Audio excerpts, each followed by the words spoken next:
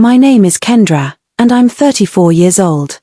I had just gotten home from a double shift at the hospital where I work as a senior nurse, my feet aching, my back tight, my mind already half asleep before I even walked through the front door of my parents' house. My husband Theo and I had driven over together that evening because my mom had called earlier asking us to come for dinner. Nothing unusual, just a family meal, she'd said. Theo waited in the car while I went ahead to let them know we'd arrived. I walked up the porch steps quietly, not wanting to startle anyone, and I was just about to knock on my parents' door when I heard voices coming from inside. Low, serious, the kind of voices people use when they think no one else is listening. I froze. The voice was my father's, steady and certain, the way he always sounds when he's already made a decision and is simply informing everyone else of it. And then I heard my brother's name, Colton, and I stayed still without meaning to, my knuckles an inch from the wood of the door. Don't stress about the debt, my father said. We'll have your sister cover it. She never refuses family. My mother's voice followed, softer but just as sure. Kendra will handle it. She always does. We'll just explain the situation and she'll say yes. She never says no to us, you know that. Colton said something I couldn't fully make out, something that sounded like relief, like a man who had just been handed a solution he didn't earn. And then my father laughed, actually laughed, the way you laugh when a problem has already been solved and you're just waiting for the paperwork to catch up. I stood on that porch for what felt like a full minute. My hand never touched the door. My chest had gone completely still, the kind of still that comes right before something inside you breaks or hardens for good. I turned around and walked back to the car. I didn't say a word until I was sitting in the passenger seat with the door closed. Theo looked at me immediately. He's always been able to read my face before I've even processed what I'm feeling myself. What happened? He asked, and I told him exactly what I'd heard. Every word, every laugh, every syllable of that conversation that had been going on without me while I was expected to simply show up and open my wallet on command. He didn't interrupt. He didn't minimize it.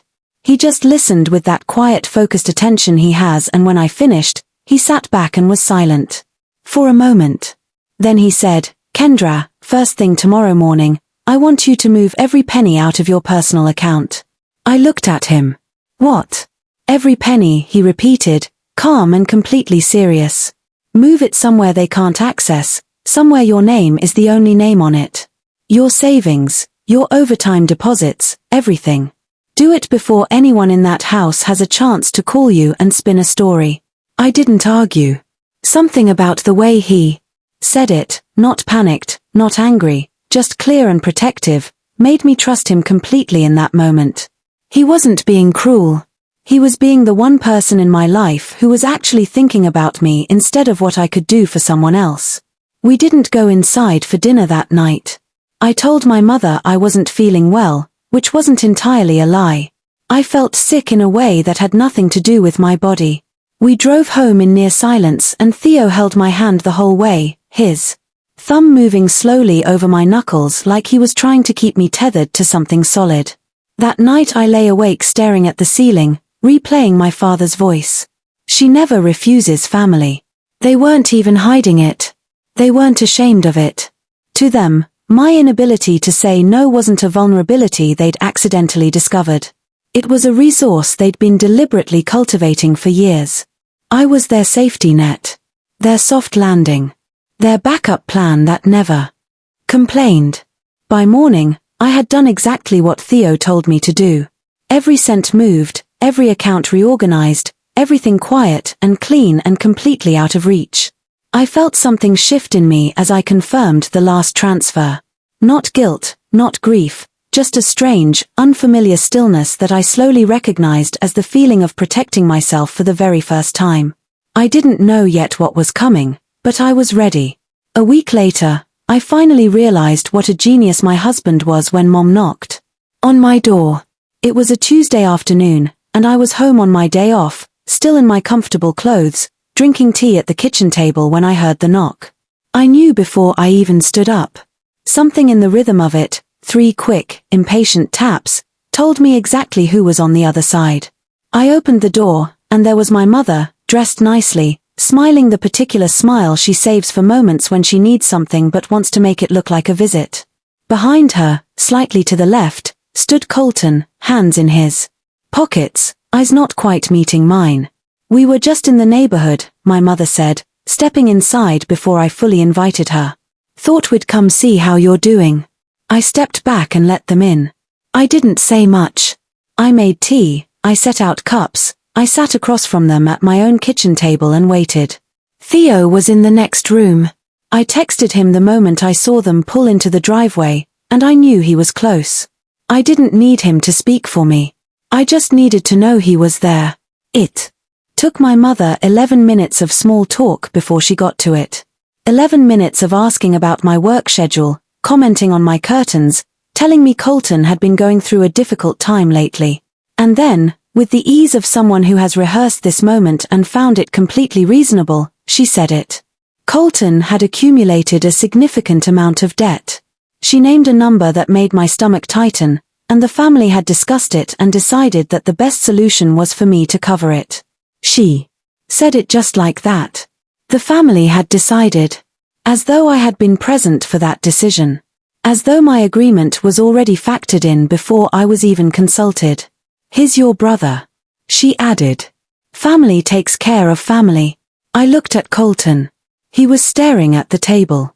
He had the decency at least to look uncomfortable, though not uncomfortable enough to speak up or refuse the arrangement on my behalf. I set my cup down slowly. And then I said the word I had been practicing in my head for 7 days. The word that felt foreign in my mouth after 34 years of never using it in this family. I said, no. My mother blinked. The smile didn't disappear immediately. It flickered first, the way a light does before it goes out. What do you mean, no? I mean I won't be covering the debt. I said. My voice was steady. I was genuinely surprised by how steady it was. I heard the conversation at your house last week, before I knocked. I heard everything Dad said and what you said, and I heard Colton's response. I know this wasn't a spontaneous request. I know it was planned. And my answer is no. The silence that followed was the loudest thing I have ever heard inside my own home. My mother shifted immediately into the language of guilt. She told me I was being selfish, that family didn't keep score, that I had more than enough and Colton was struggling, and how could I sit there and refuse my own brother?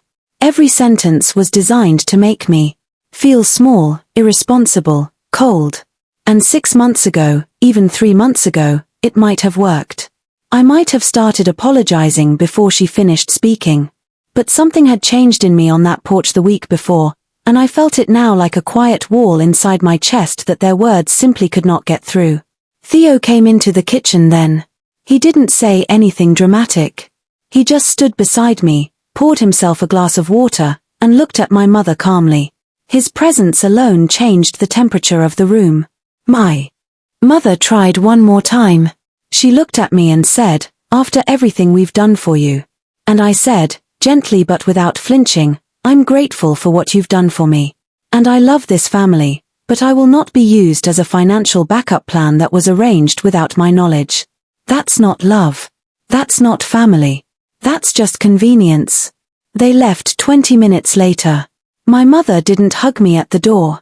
Colton said goodbye so quietly I almost didn't hear it.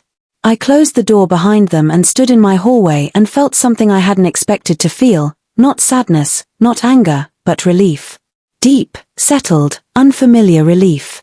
Theo found me still standing there and wrapped his arms around me from behind. You okay? He asked. Yeah, I said. And I meant it, maybe more than I'd meant anything in years. Because that was the day I stopped being the sister who never refuses family, and started being the woman who finally chose herself. If this story hit you somewhere real, you already know what to do. Subscribe to the channel. New stories drop regularly, and every single one is worth your time. Hit that button and stay with us.